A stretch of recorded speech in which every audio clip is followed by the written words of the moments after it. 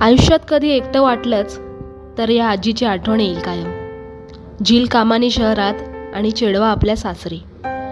महिन्याच्या कैराण्यापासून घराची साफसफाई, झाडझूड, आपल्या घर एकटी सांभाळता. एकनिष्ठता, प्रामाणिकपणा आणि सत्यता जेव्हा ढासाळता तेव्हा नेहमी ही आजी आठवता.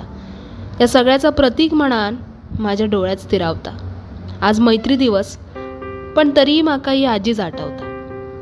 आपल्या जीवनाची कहाणी सांगत, चुलीवर माझ्यासाठी चाय ठेवत, माका आता घोपात नाही गो, डोळ्यांनी तसं गमना नाही असं म्हणत पावणो इल्यार हापुलकीन पाहुणचार करूक मात्र अगदी जोमान सरसा होता.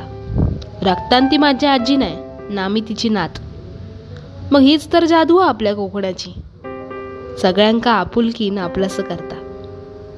या भूमीतील प्रत्येक आजी माकाबाई माझीच वाटतं. खरंच जगाच्या खयल्याही कोपऱ्यानी गेलं ना तरी माका ही आजीच आठवता.